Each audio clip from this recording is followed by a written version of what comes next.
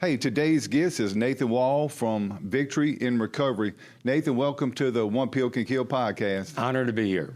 Glad to have you. So tell us a little bit about yourself, and I understand that there was a little rebranding done and your program used to have a different name. So tell us what the original name was and then the transition to this current name. Absolutely. So we've been Victory in Christ for 5 years. We've always focused on recovery, individuals that in a situation that need some counseling / walking beside them. So what we've done is we branded Victory in Recovery. So all of our programs is working on recovery, even as working with the parish president, Mr. Randy Delat, on Victory in Recovery to be able to help individuals where it's one kill pill. We want to help individuals where they're come out of addiction and able to walk clean, clear, and healthy. Well, good deal. So in the previous concept that you had before the name change, can you give us an idea of what programs you offered and what types of success rate you had? Absolutely. So we partner with different individuals. We also partner with the Baton Rouge locations of a 28-day program. So what we do is individuals that's in addiction, that is taking abuse, if it's drugs, if it's alcohol, we get them into a 28-day program. And then once they come out, then we walk life out with them. So we have women on Tuesday night. We have Bible studies on Monday night. On Wednesday night, there's another group that's meeting. And then on Thursday night, the men meet. And then once a month, we'll come together as a group, men and women together. Okay, good. So it sounds like this organization is based on a concept that involves everybody. So you mentioned men and women. What about the family structure? Do you have a situation where kids are also given some help or support in this endeavor? Absolutely. Great question, Tim. In Victory in Christ, we didn't, because we didn't have the capabilities and finances to be able to do that. So we're partnering with the parish. What they're actually allowing us to do is take our program and expand that. So we're going to have ability to be able to help the entire family. No matter who's in the addiction, everybody is affected by it. Right. So then what we're going to be able to do, and there again, we know there's also children that's in addiction. Right. So we're going to be able to facilitate the entire family, men, women, boys, and girls. So in your experience, can you tell us is there a different ratio or balance? Do you have more men in the program, more women, or do you see a large number of kids that are involved in the opioid epidemic? Yeah, there again, the dynamics shift from one to another. I mean, it affects, as well known across our parish and our state, it affects everyone. Men and women. Right.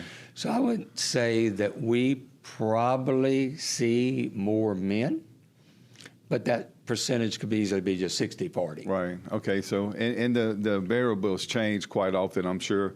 So whenever you have a program and you have a family that's in need, can you kind of explain the process for our viewers and the people of Livingston Parish that may seek to get help from your organization? Can you give us an idea of the process involved in contacting y'all and then what y'all have to offer for families specifically? Absolutely.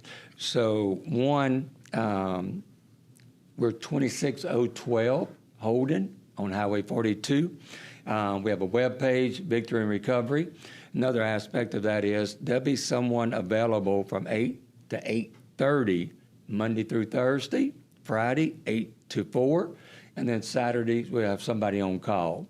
So no matter what time of the day that you come to a situation to say, I'm sick and tired of being sick and tired, we're available to be able to help you walk out what's your next step, next wisest step.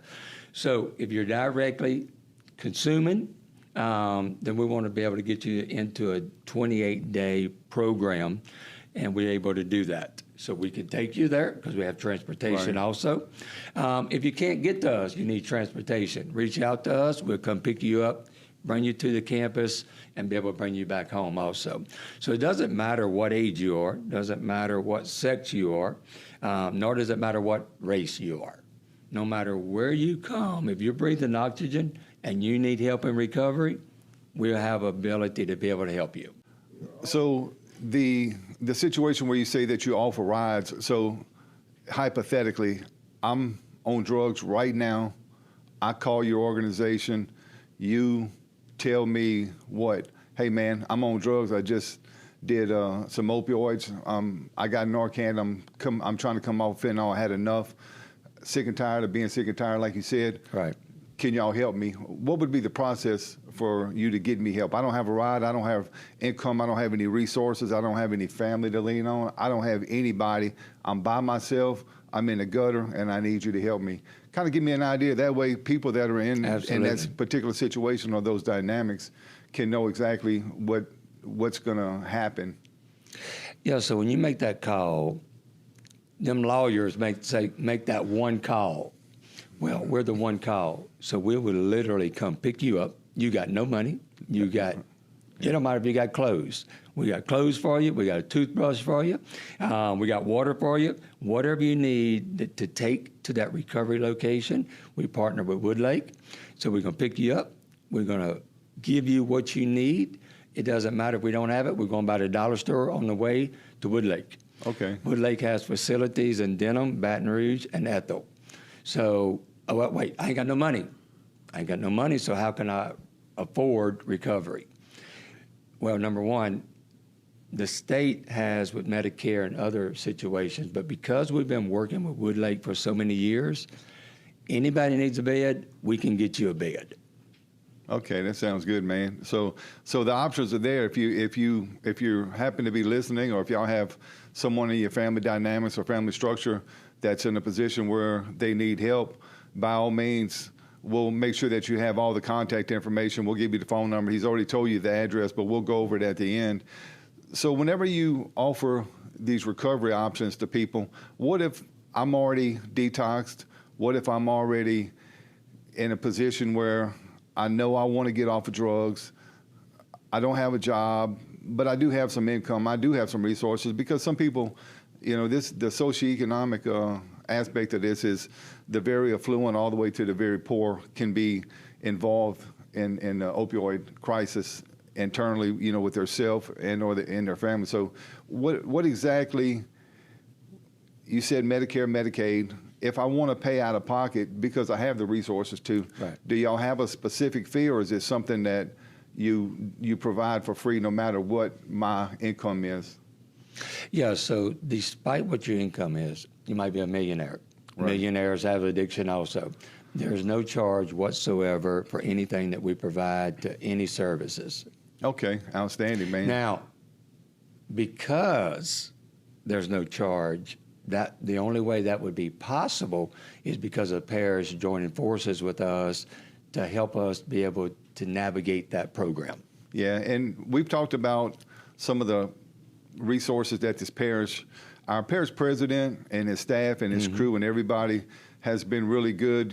For those that haven't seen previous podcasts, we talk about the opioid settlement. It was over $50 billion that was disseminated to all 50 states, and then it went from state down to the parish level in our particular area. And the money that we have, our parish president has indicated that we're putting it toward these resources so we can help the people in our parish that need it, because this opioid addiction is something that takes a hold of everybody for different reasons.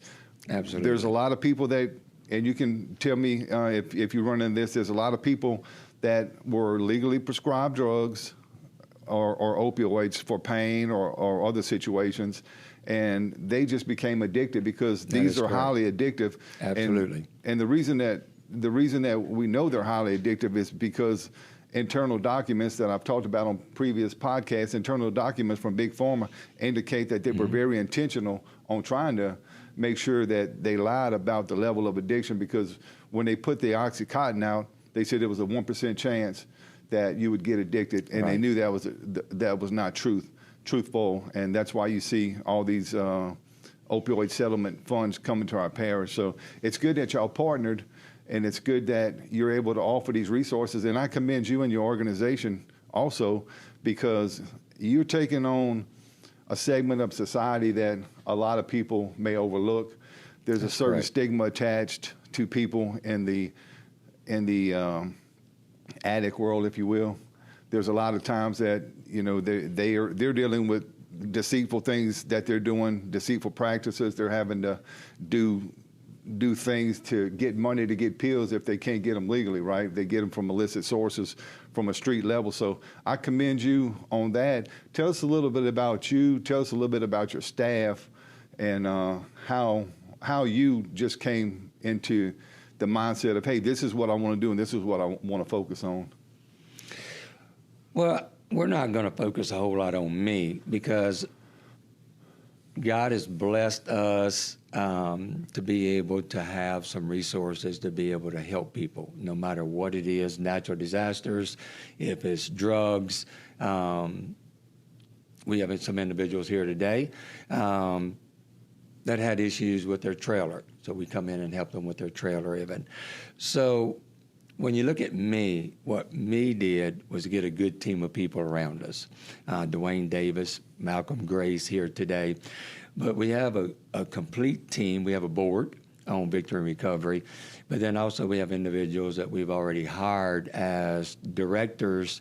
And the lady that we hired is actually over the O'Brien House. She's going to come in and help us through this program. Okay. And then we have other professional counselors that will also be present on hand to help us walk through this journey. Yeah. So it sounds like y'all kind of got the structure and process in place, and then you have the resources through our parish, and our parish president, Randy DeLatte, like I said, he's very intentional on the moves that he's making. He's making sure that he puts everything in place so we can absolutely best serve the people of our parish, and by entering into an agreement with y'all, I think that would make me surmise that he thought that y'all were a really good option. So, like I said, kudos to you and your organization for doing this.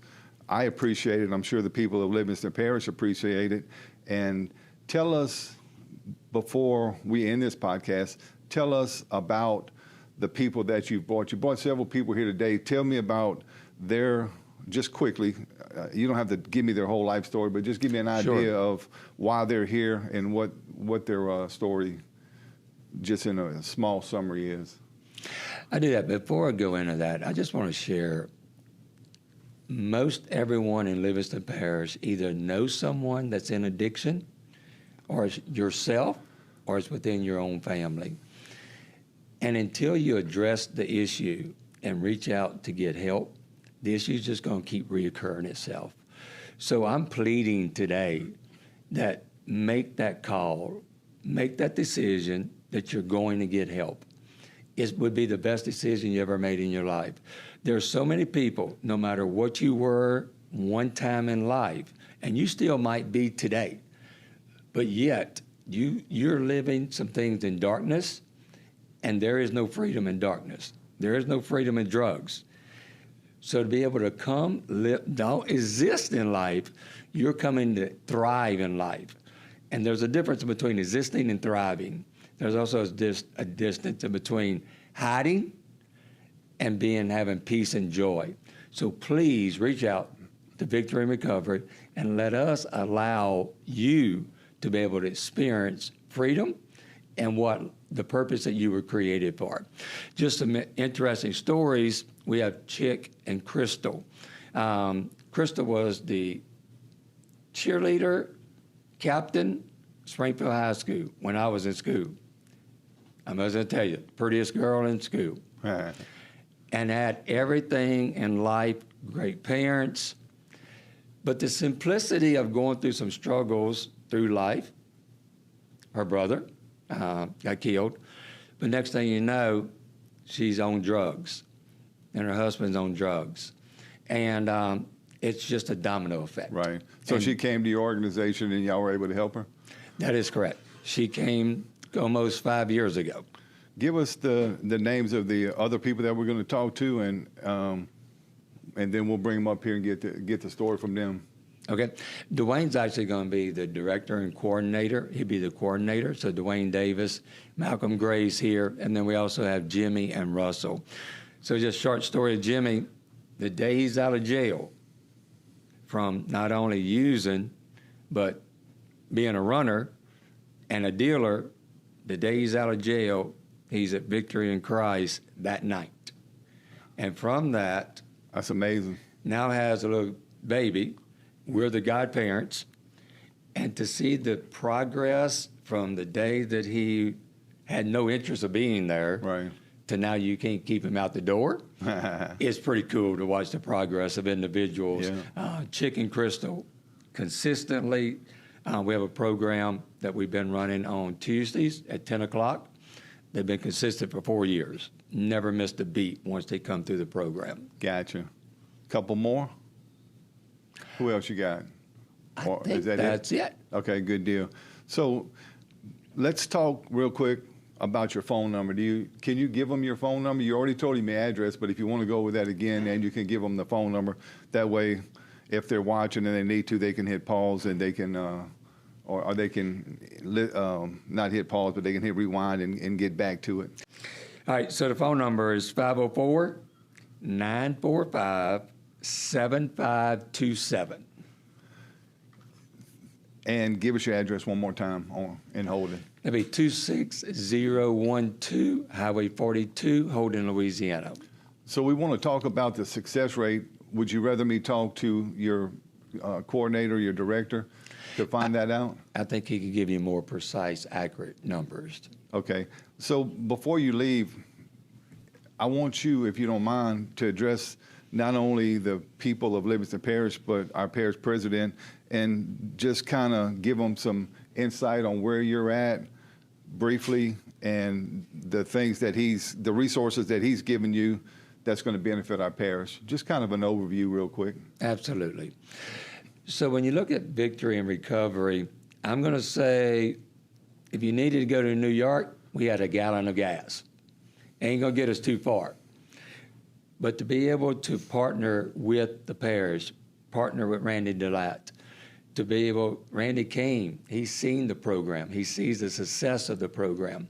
So to be able to partner with the parish and have opportunity with Mr. Randy DeLatte, we're privileged and honored to be chosen to be able to work with the parish. So because of that, not only do we got enough gas to get to New York, we got enough gas to get back and to be able to buy supplies, to be able to have training, and to be able to have every supply you needed to be able to overcome your addiction. So people of Livingston Parish, he's given you alternatives as well as our parish president. The sequence that occurs, and I'm not involved in it, so I don't want to elaborate on it too much, but all these places are vetted and the best options are chosen, and that's something that, you know, the parish president and his team decides upon, and I'm sure at some point in time, maybe the city council, but I'm not sure about that. But I think that by them choosing you, it shows that y'all are what we need in this parish to help eradicate this opioid process. We're never going to stop opioids, but we're going to do our very best to eradicate as much of it as we can. So thank you for being on our podcast, and tell me the first person that you're going to send up, and whoever it is can just swap chairs with you. Okay, be Dwayne Davis. It's an honor and privilege to be here today. Thank you for the invite. Yeah, thank you.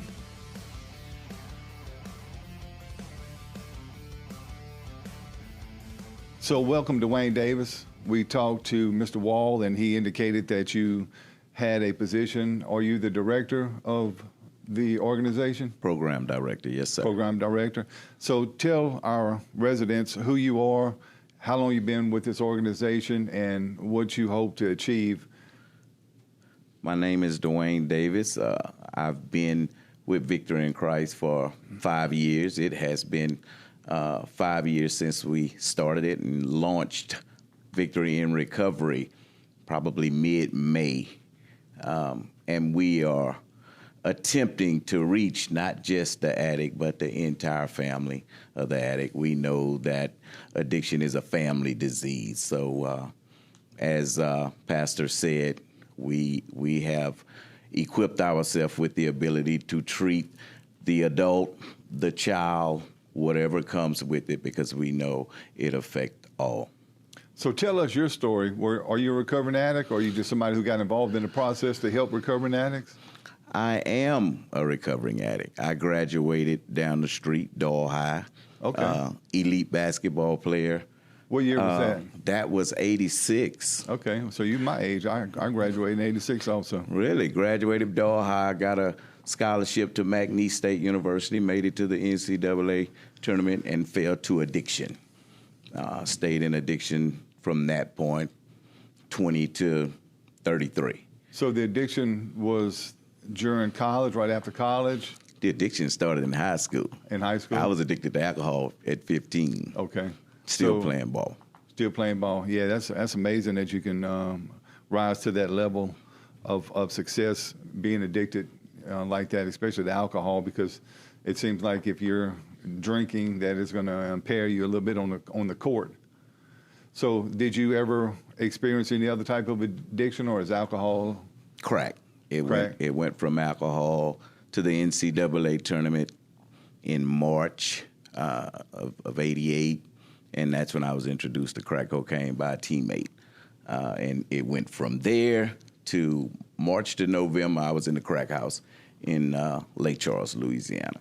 And look, we talk about this when we talk to the high schoolers, specifically when we talk to the people in the prison.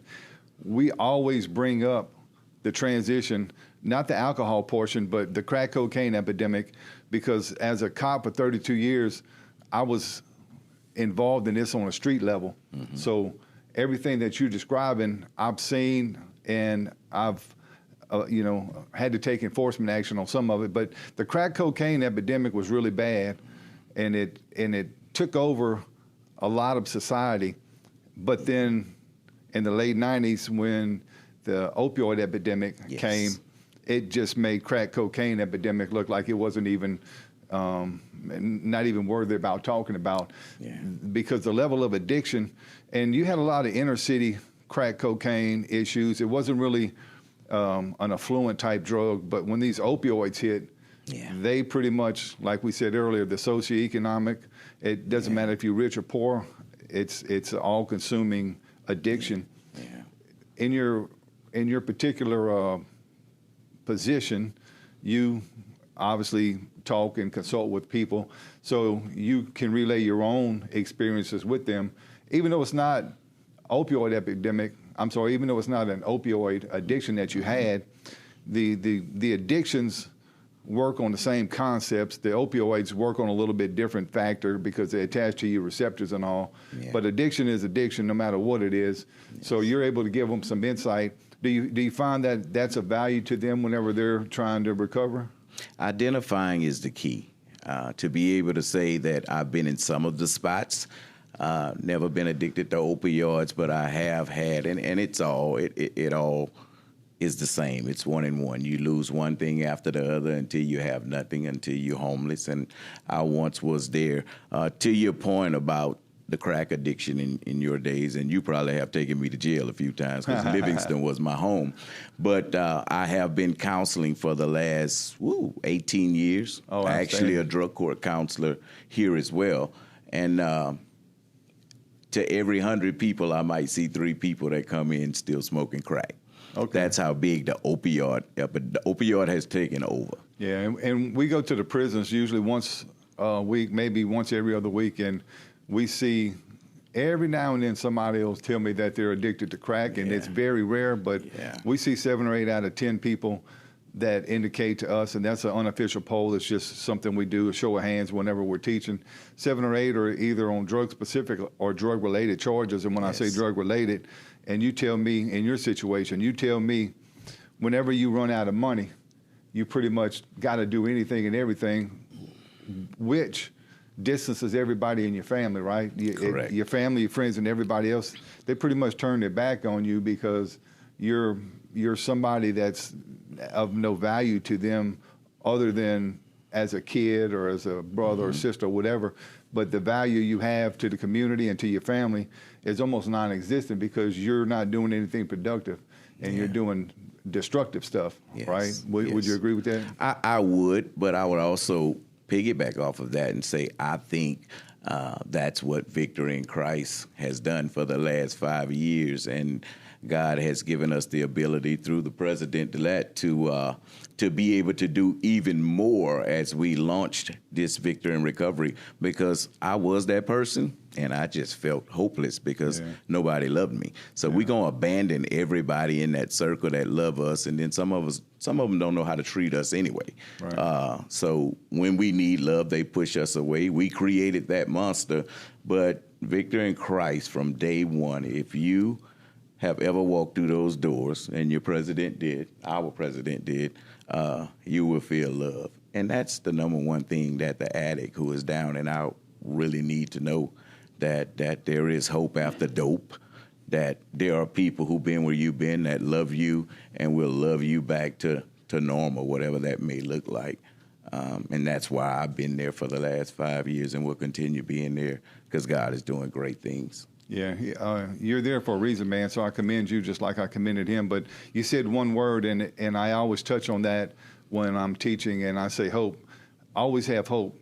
The people that are in the deepest of despair, we had one person specifically that told me they were probably in their 30s or 40s. For the first time in my life, I have hope, just for the things that my son, Tyler Henderson, who's a co-instructor, and myself were talking, and it was a female, and she said, for the first time in my life, I have hope. Wow. And that was powerful. Yes. So when you said the word hope, that elicited that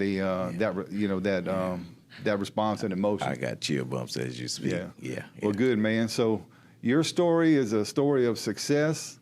Your story is a story that resonates through the community, and it's one, because we talk about athletes. It's good that you told me that, because we talk about athletes in our PowerPoint, and we talk about how y'all so whenever you're on a team concept in college, you got a lot of people from a lot of areas that are coming together, different upbringings, different,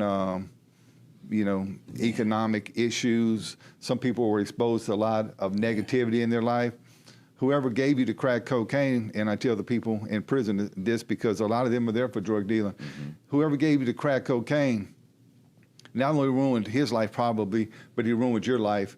So if you're out there and somebody offers you drugs, just like we tell the high schoolers, the prisoners, and the people at the churches when we talk, if you're out there and somebody offers you drugs, they're not your friend. They're not doing anything but leading you down a path of destruction.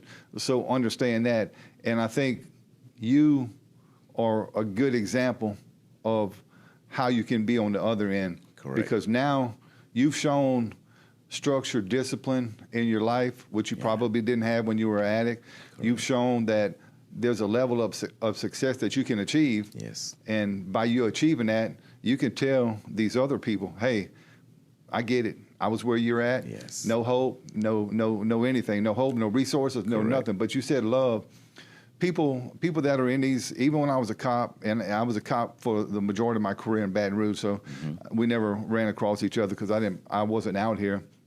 But the people that you come into contact with, when they feel despair, and you can just give them an ear sometime, because I didn't arrest everybody that was an addict, because sometimes they just need a little guidance in life and they need a break, right? Amen. And if there's cops that are listening to this, understand this. Every situation that you deal with doesn't have to be one that incarceration is the answer, because it's not always the answer. If they're dealing major drugs and everything, I'm just talking about street level stuff, not major narcotic distribution and everything. Right. So, thank you for being on our podcast. Is there anything you want to tell the people of the parish or our President Randy DeLatte before you leave? I just want to say, you made mention of the police. We are partnering with Albany, with Springfield as we market, making our rounds to let them know that person that you stop or that person that you pick up that just need help. Please call us. Please call us at 504-945-7527. And to the President, we thank God. This has been a long time coming. We have prayed for the opportunity to advance our recovery program, and God answered that prayer, and He used you. So thanks so much for that, sir. God bless. Thank you.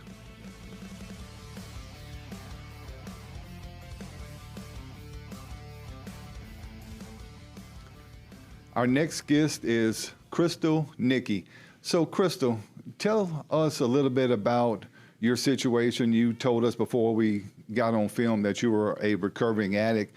Can you tell us your drug of choice at the time that you were an addict, and then kind of give us an idea of how bad off you were? It was heroin, and yeah, we were so bad off on it. We sold all our stuff, our vehicles, and everything to get the drug. It's that addictive. How long ago was this? 5 years ago. 5 years ago. So, safe to say that you say we. I'm guessing you talking about your husband. Yes. Okay, and what's his name? Laramie.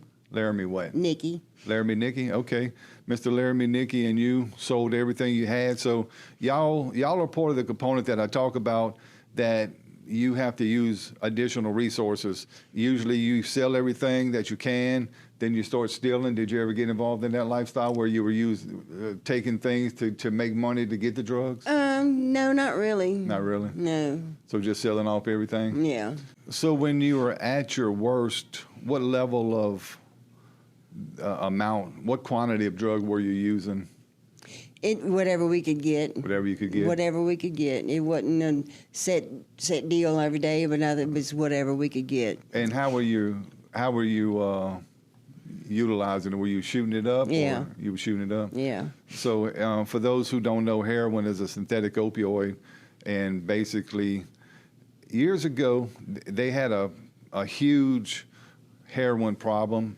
Then it was pretty much eradicated because they put a lengthy jail term. I think it was up to 99 years, and there was not really a heroin problem for a long time. But then, for whatever reason, the laws changed back, and they made it to where it wasn't a 99-year. Did you know that they had a 99-year? Yeah. This is I don't remember how long ago it was, but when I was a young cop, there was no heroin problem per se like they had probably in the 70s and early 80s. But so you sell everything. Once you sell everything, then you have nothing, right? Right. So what were you doing to survive day to day? Just doing without. If you don't have the money, you can't to get nothing. So you do it without. You suffer sickness and all that stuff. So if you're hungry, you don't have money, what do you do? And don't eat. You don't eat? Mm-mm. But you got the heroin. Yeah. So the heroin took precedence over everything. Everything. So you didn't care about walking, talking, eating. You didn't care about any of that. All you cared about was the heroin. That's right. So that addiction consumed you. Yeah. Safe to say. Yep. And then with your husband, y'all were doing this together, right? Yeah. So this is something now you have to get it for two, not just one. Right. Which makes it that much harder. Right. Correct. Yeah. Well, whenever you chose, or it chose you, I don't know, you can tell me, how did it come about that you decided that you had had enough of this addiction and that you were going to get some clean. help? Get clean. I just decided one day I'm sick and tired of being sick and tired. So I heard about Nathan's church, and I went to him, and we've been there ever since. So you went, and your husband, both y'all came to a decision, or did you go by yourself? I went by myself the first time, and I came back and told my husband about it. I said, "You got to go, come with me." So he came with me the next week, and we've been going ever since. So the transformation was immediate? Yeah. They sent us to halfway houses and stuff like that, Right. to drug place. But I'm saying you didn't, once you went and got him to go, you went by yourself, you came back and you told him to go. Once you did that, then there was no more drugs? No, they sent us to halfway houses and stuff like that to So get you were off doing of drugs it. at the halfway house? No. Yeah, but okay, maybe I'm not clear. Let me just rephrase it. So once you established contact with them, between you and your husband, once you established contact, then the drugs stopped that day? Yeah. Okay. So obviously they had to help you detox. Yeah. And They did. Do you remember what they used to help you detox? Nothing. Oh, you just cold turkey? Yeah. All right, so I'm sure your body had some serious consequences behind that, huh? Yeah. It wasn't nice, but Yeah. I did it the hard way. So as a couple, y'all have managed for 5 years to stay clean? Yes, sir. Okay. And what do y'all do for the organization? What do y'all do? Are y'all just people that are there or do y'all have a role that y'all play? Do y'all counsel people or anything? No, we just there. Okay. Yeah, as first timers, I guess they call us old timers. Yeah. Well, I tell you what, your stories are compelling, and I'm excited to meet you. I'm excited to meet your husband, and he's not on film, but he is here. And I'll say this to y'all: I'm proud of y'all because I know personally people that have succumbed to this epidemic, and some of them have lost their lives. And, It's a killer, yeah. It's a killer. That's why they say one pill can kill, and one pill can kill.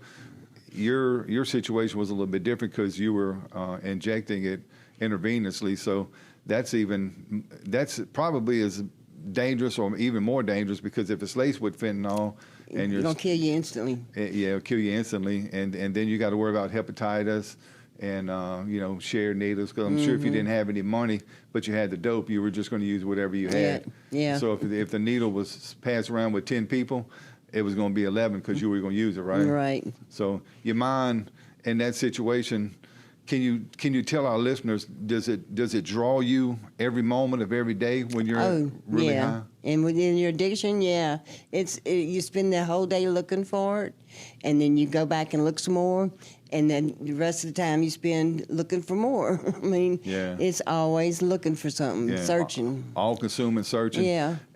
Because everybody always says you're chasing a high. So when you first got on it, you obviously felt a certain way. Is it true from your perspective? Is it true what they say that people are always chasing that high and they never achieve the same high? Right. That's true. That's true. Okay. I just like for our audience to hear that because we always hear that they're chasing a high. They want that first high that they achieved and they never get it. So, like I said, I'm proud of you. I'm glad that this organization has brought you in, has changed you and your husband's lives, and good luck to you in the future. And stay sober, stay clean, and to the people of the parish, a shining example of whenever you set your mind to it, you can do miraculous things. Thank you. Thank you for being here. Thank you, sir. Yeah.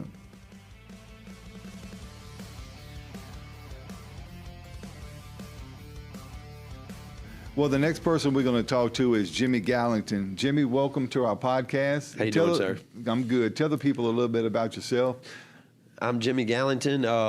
I sold drugs for a long time, was mixed up in the wrong crowd, fell into the addiction of money, and eventually into meth, weed, alcohol, really fell down a bad path. Lost my family, did a lot of time in a lot of different jails. And this last time I got caught up in Livingston, well, actually in Walker, with a bunch of drugs, and I did 11 and a half months in Livingston. So you said the last time, how long ago was that? This was 2 years ago. Okay, so you said you did 11 months. That was for distribution? Yeah, manufacturing and distributing in the Schedule 1 through 4. 1 through 4 consist of the marijuana, the methamphetamine, heroin, meth, weed, opioids, opiates, ecstasy. Okay, so you were just a jack of all trades. Yes, sir. I hope you say no to fentanyl. Did you sell fentanyl? Yes, sir. You did? Okay. That's the one that disturbs me the most whenever I hear about drug dealers. So I want to ask you this because, and it's going to be a little invasive, but I want you to be truthful because I asked the same question to the inmates, and if you were there, you would have been asked this question if I were addressing them.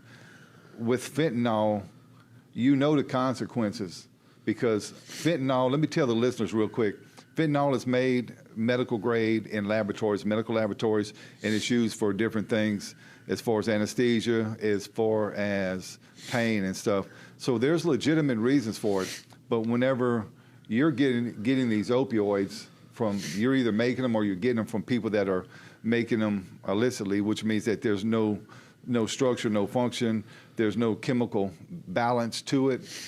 Did you not think or did you not care that you probably were going to kill somebody? It was about the money. The money. That's what it was. And when you're high and you're running the streets, you don't care. Right. You really don't. You're not in your right mindset. Right. You know. So you were using at the same time? Yes, sir. Okay. And look, your sentiments are exactly what everybody that is in your position say. I've seen a lot of documentaries and through conversation with people, the people of the parish, I want y'all to understand this. These people that are in situations like him, and some of y'all know these people, by all means, I urge you to try and get them to stop. If you can't get them to stop, then maybe you should involve the police. And I know that's harsh to say that you would turn in a family member, but they're out here. But it really is confusing to me. I know it's always all about the money, no doubt about it, 100%. Every documentary I ever said, we didn't care if anybody dies. We didn't even think about it. We knew it would happen, but we didn't care. So whenever you reach that level and it's all about the money and greed, and it's not just the drug dealers, it's Big Pharma, because that's who put us in this, and it was all about the money for them, right? Right. Would you agree? So you're not making good decisions because you're using, but even if you weren't using, you still would have sold the fentanyl, correct? Well, what happened with me, which was the most logical thing, is my dad had stage 4 tongue and throat cancer. Okay. Okay, so whenever you're put in a position, which I don't know how a lot of people that sell drugs are in that position, but when your parents are gonna lose house, home, cars, everything they own, you know, just to deal with chemo. When you got the best insurance you can get, you can't afford it still. Right. So when it turned around, I sold drugs to take care of my family. Okay. But I pushed myself away from my family to where it was non-existent regardless. So no matter what you think your good intent is Right. to doing it, it's not what's going to fix the problem. Right. So when you say you push yourself away from them, you started this, and look, I mean, the reality of it is, people, we understand people do different things for different reasons, and as a police officer, I saw this a lot of times. A lot of times people do things, they set out with semi-good intentions, because being a drug dealer is not a good function in life. It's destructive, and you destroy everybody else around you, which I'm sure that you're dealing with and coming to grips with, you know, some of the pain and suffering that you did. But whenever you're addicted and selling drugs, you are putting everybody else's life in danger, but you don't care because it's all about the money. So how can we reach these drug dealers out here that say, I care about the money, I don't care about anything else? What's your message as a former drug dealer to them to say, hey, this is what you're doing, this is the level of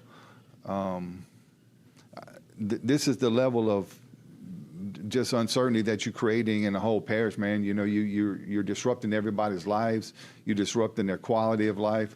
So what's the message directly to them, the drug dealers, not the community, but the drug dealers out there that are participating in this? Well, the main thing is, you know, after everything that I'd done, turned around and I lost my dad while being incarcerated for selling drugs. Okay. Yeah, so there's always a rough catch. one. There's always a catch-22. Right. But I went to jail in 9 different states. You know what I mean? All for manufacturing and distributing.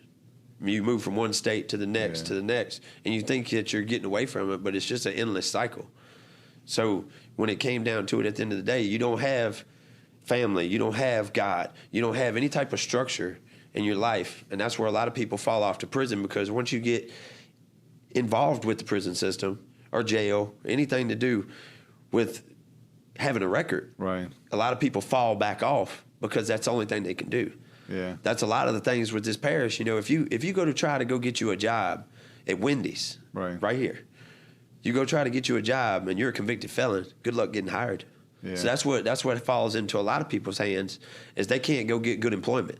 Even if they wanted to change their life, they couldn't change it if they wanted to. Yeah, we hear that a lot in the prison, and we try to tell people you have to change your environment. But one thing you talked about, it really helps me think that I'm hitting the right points, because I tell people, if things get rough, you get out, you don't have money, you don't have, not drug rough, but just rough in life, people revert back to what they've had success at. And you have had success as a drug dealer, so whenever you didn't have any money and things got tight, that's a problem that we have.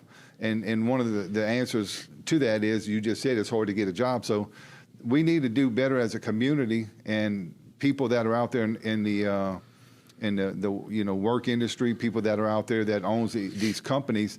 Not everybody that's a recovering addict is a bad person, and they need help and they need the opportunity to be successful. So if you see somebody that's on a good path, even somebody like you that has an extensive record, give them a chance. If you think they deserve a chance, you have to make that decision, because you don't want to bring negative influences into your organization, right? Right. But there's a way that you can talk to somebody and you can vet them and you can kind of know that they're on the right path. And just talking to you, I know you for 15 or 20 minutes, I can see just through instinct that you're somebody that's going to do good for the rest of your life, man. And I really think that you allowing people to hear the things that were negative in your life and the things that you succumb to is going to help somebody. Right. And if it wasn't for getting right with God and getting right with the Lord, victory in Christ opened the door with open arms. Yeah. Smiling faces. And the way we look at it now, we didn't look at it then, but everybody that walks in that door, I don't care what you're going through. I don't care how bad it is. You could have just done the worst thing possible in the world, and you walk in that church, and that's when it's going to change. Yeah. That's when you're going to take the first step to change. Yeah, because you can feel the love, the inspiration. You can feel that they're not sitting here judging you. You can, all that people can feel. That's the reality of coming back from a negative situation that you're in. And people that we've talked to, and the pastor himself, I can see that it's a very welcoming environment, and that's what people need, because sometimes nobody's ever cared about them, and that's what a lot of people don't think about. Sometimes there's not one person that cared about this individual their whole life or their adult life, and now they have somebody that does. And the pastor, I believe, mentioned that earlier, and I think that's really something that's real persuasive in somebody becoming clean and staying clean. So is there anything you want to tell the people of the parish or our parish president, Randy DeLatt, before we leave? Well, what I would like to say is thank you, because the system works. A lot of us went through drug court. You know what I mean? I didn't go through rehab. Right. Or really any type of drug program but drug court. I went to hundreds of different meetings all over the state. None of it worked for me. Victory in Christ, which is Victory in Recovery now, is what we're walking forward with. That works. If you're going through drug programs, rehabs, sober living, whatever it is you're going through, and it's not working, this works. Yeah. And we hear a lot, and I refer to the prison a lot because this is a situation where obviously you were in prison and everything, and we see a lot of people that are addicts in prison, and we talk to them regularly, but the thing is, they mentioned drug court is really good. Everybody talks good about drug court, but we have them starting to have a sense of awareness about these programs that are coming, like the one that we're talking about today. And it's easy for us to tell them, hey, y'all, because I always have this conversation with them, and you can probably understand it. I tell them, you need structure and discipline in your life. That's why the prison system is set up like it is. They tell you what to do, when to do it, how to do it. They don't give you options. But I tell them, when you get out, take that structure and discipline that you have, that you've learned, that they've made you learn, and utilize it. But I also tell them this, because you mentioned God, and even though this isn't a spiritual podcast, I believe in God, and obviously you do also. For the people out there that are in the prisons or that are in the gutter or wherever you may be, that's a negative situation, understand this. When you go to jail, you get religion, right? Right. I tell them you got to have the religion when you get out of jail too, because everybody has those little Bibles or a big Bible when they're in prison, because they all turn to God and then they get out and then they forget, right? Right. So keep God in your life. Let these organizations such as this one here, let these organizations come into your life and continue to spread the word, because it's something that you can't do by yourself, but God's always going to be on your side. So I always say, Everybody got a sad story. Don't let it define you, and you haven't let your sad story define you. And I think the best is yet to come for you, man. So thanks so much for being a guest on our podcast. Thank you, sir. Yep.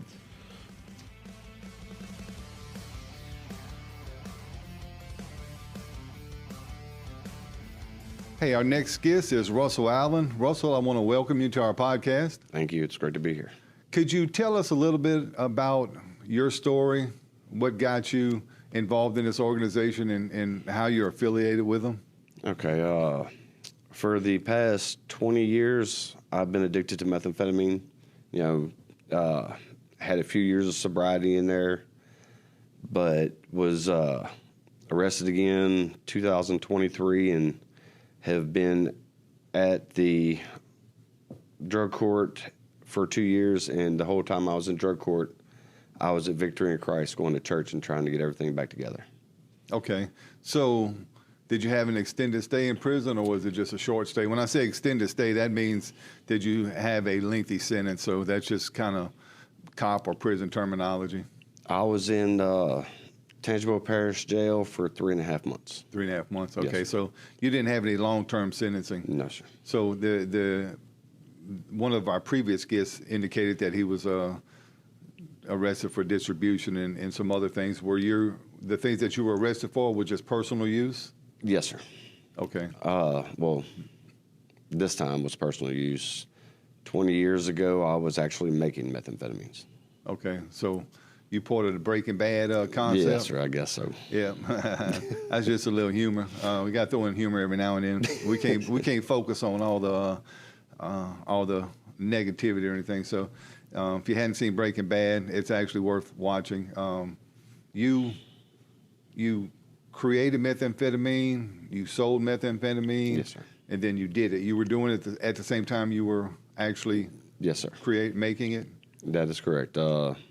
So I guess about a year after I started using, I got with the wrong crowd and learned how to make meth, and that's where it all went completely downhill very quickly. Okay.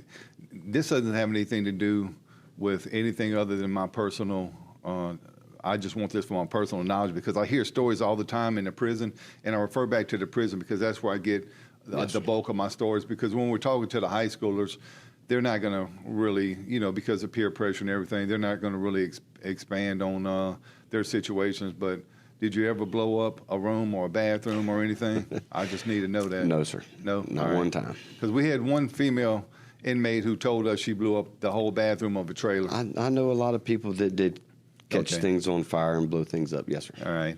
So your situation is 2023, you're in trouble. You decide that you want to get clean? Yes, sir. And I knew that one of my available options was drug court. So I took it, and with Dwayne Davis as my counselor, he told me about Victory in Christ, and I went out there on a Thursday night men's group, and I don't think I've missed a Thursday night since. Okay, so it's something that you go, so you don't work for them, you're just one of the people that uses them as a resource to stay clean? That's correct. Yes, sir. Right. So tell us about Thursday night. What happens on Thursday night? Thursday night is a men's group.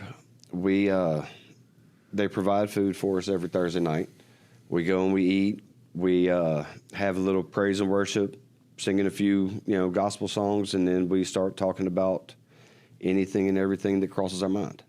So kind of like you see on TV whenever they have these like group discussions, if I want to talk about how bad my day was, Or yes, if sir. I want to talk about my kid struck out 3 times in baseball and it ruined my day. Yes, sir.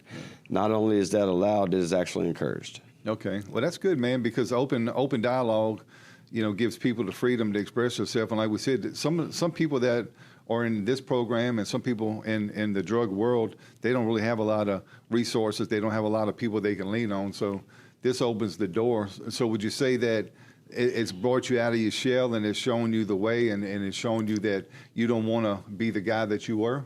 Yes, sir. That's exactly what it's done. Not only that, but whenever you walk into men's group on Thursday nights, everybody in there genuinely cares about everything that you're doing. They care about you as a person. They want to get to know you. They want to know, if you have anything that trips you up during the day, they just want to be there to help, genuinely help you. Yeah, and every step. That's good because when you say that, it brings the attention, brings to my attention.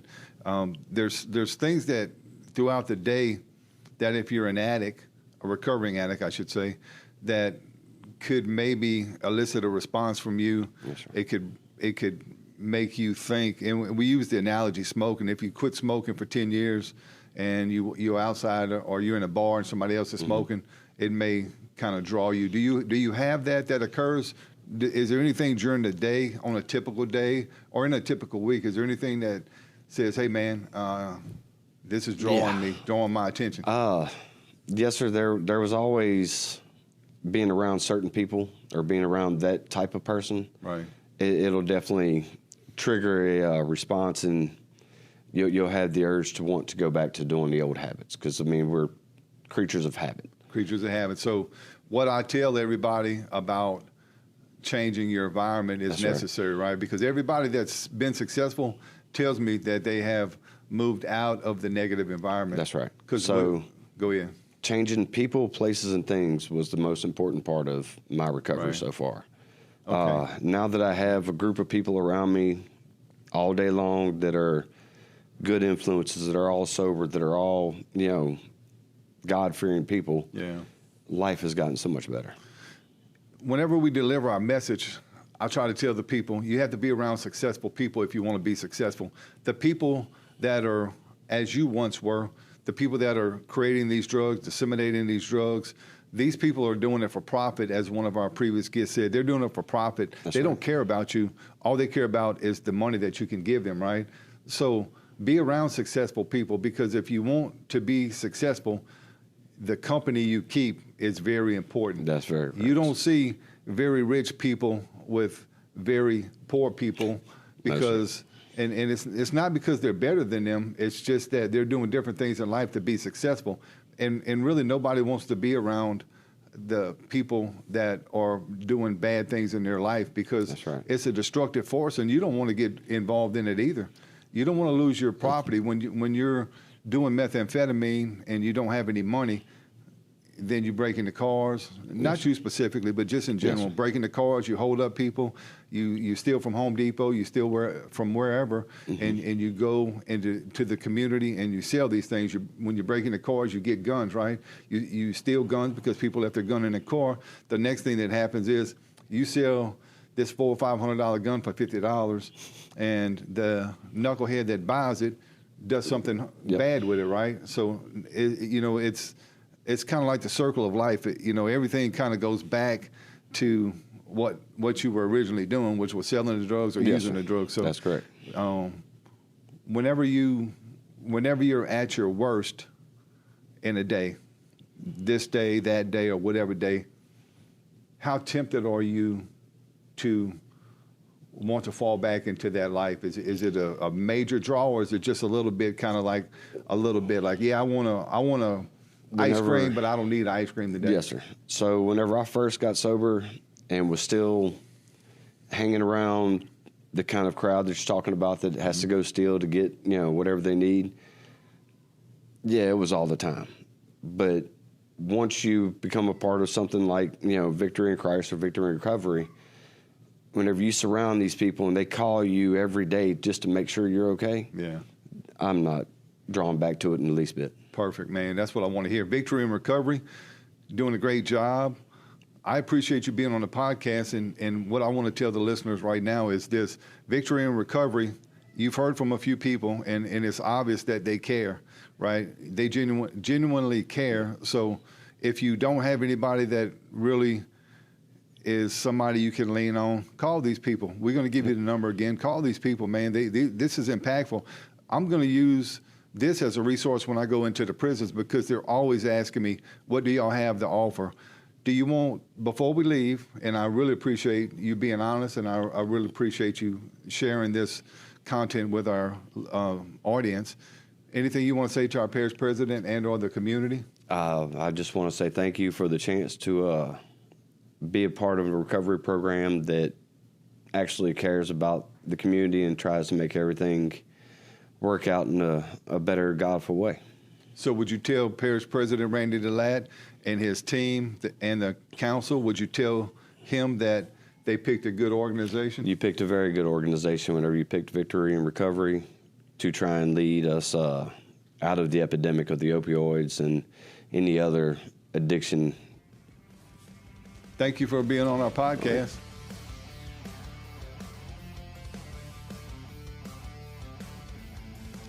Our next guest, Malcolm Gray. Malcolm, welcome to our podcast. Tell us a little bit about yourself and what your function is with Victory and Recovery.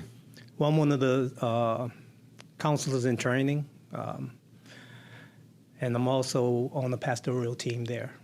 Okay, so were you a pastor before you came to this organization, or is it something that you're doing now? Well, I was a ordained elder. Okay. So I was in the ministry. Yes. So what do you hope to achieve in the position that you're in now? Ultimately, what's your ultimate objective as a counselor? It's to help really get the people, get our people in the mindset of recovery. It's so much more to recovery than just recovery, because if you don't change your mindset, you won't change your behavior. Right.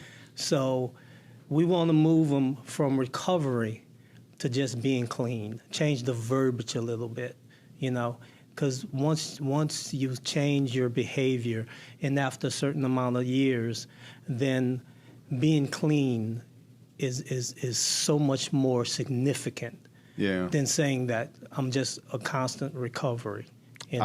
I mentioned in the previous podcast, Dr. Sanjay Gupe, if that's how you say his name, he said it takes about 3 years for you, and I'm only paraphrasing because I don't have the document in front of me, but it takes about 3 years. I just actually made it one of our slides because I thought it was impactful enough to bring it up. 3 years to kind of rid your mind of that feeling of addiction. And even though you're always going to be an addict, it takes about 3 years for you to change your process of thinking to where you maybe not totally consumed with it anymore. Mm-hmm. I know you're kind of new in the counseling phase, but the people that you have talked to, have you talked to any of them that have long-term recovery that kind of sheds any light on that? Well, I deal with most of the people that's here, Okay. And I focus more from the spiritual aspect of it. Okay. Because there is a balance, Like I said, if you don't change your mind, you won't change your behavior. But you also have to understand that you can't do this by yourself. Right. You have natural people. You have people here. As we have a team that help our guys and our gals with recovery. But then you also have to have a vertical contact with God, because without that, you don't have the strength. You don't have the unction per se to move forward with it. So let's talk about religion for a second, because there's going to be people that say that they can make it, they don't need God and everything. So if I come to your church and I don't want to be involved in that aspect of it, if I don't want to hear the spiritual side, the scripture, if I don't want to hear all that, do I have a place there, or is it something where and I'm not saying this in a negative way, but is it something that is very important in y'all curriculum, or is it something that I can say, hey, y'all are going through Bible study, I don't want to do that, because there's people out there that would not want to participate in that, and it may turn them off, and unfortunately, that's just the reality of the world. So what do you say to people like that? You can bring them in and slowly kind of expose them to it, but what if they don't want that portion of it? Is there a path in y'all's organization for them also? Absolutely. We're faith-based, but I think it was your last guest, Russell, that brought up our Thursday night men's meeting. Yeah, Thursday night. And we have guys that come in, and they're not fully engaged. They're not fully receptive to that.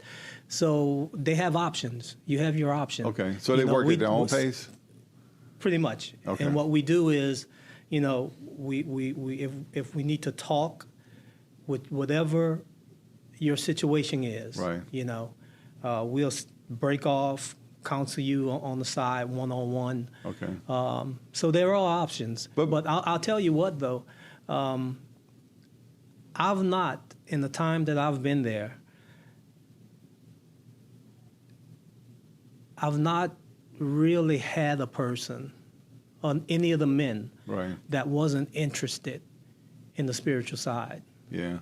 You Well, the reason I ask you that is because everybody has different belief systems, and we're going to go back to the prison because we're there a lot. Like I said, that's where I get a lot of my insight and data from. You know, I was a cop, so I have that level of exposure from a street level, which gives me so much insight, and that's why we reel and raw with the inmates. But we do, on occasion, we do have some say, I don't want to go to this organization because I don't want to be involved in it. But I guess you explained it good enough to where you let them work at their own pace. I tell them, if you don't have God in your life, that's a choice that you have to make. But I urge you to at least open yourself up to the experience. So, you know, to those people that are listening that may not have the desire to be with a faith-based organization, come to them anyway and let them slowly show you, and maybe it's something that'll resonate with you, and it'll something that'll change your life. And I think that by you explaining that away, whoever may be listening that may be challenged on whether or not they want to come because they don't want to, you know, they don't want to go to church. That's not what they're looking for.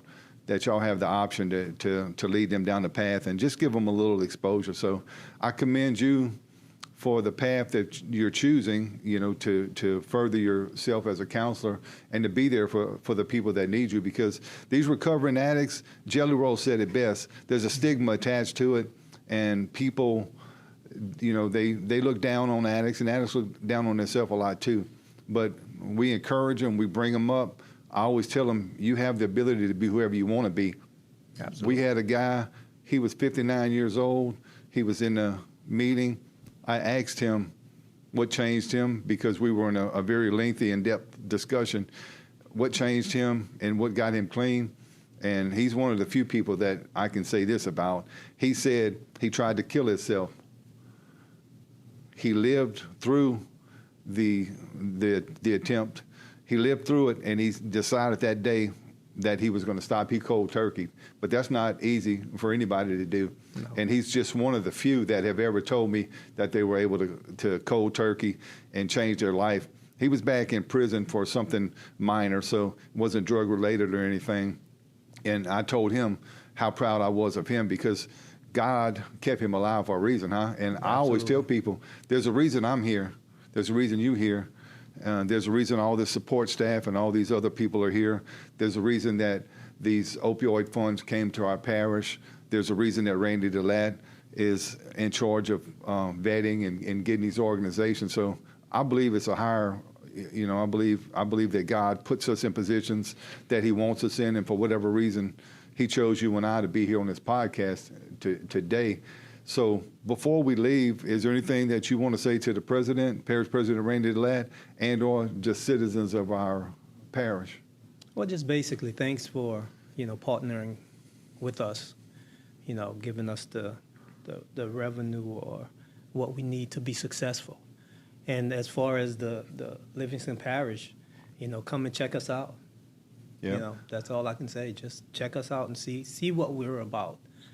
Victory and recovery. You heard it here first on the Livingston Parish One Pill Can Kill podcast. I want to thank you and everybody from Victory and Recovery for coming.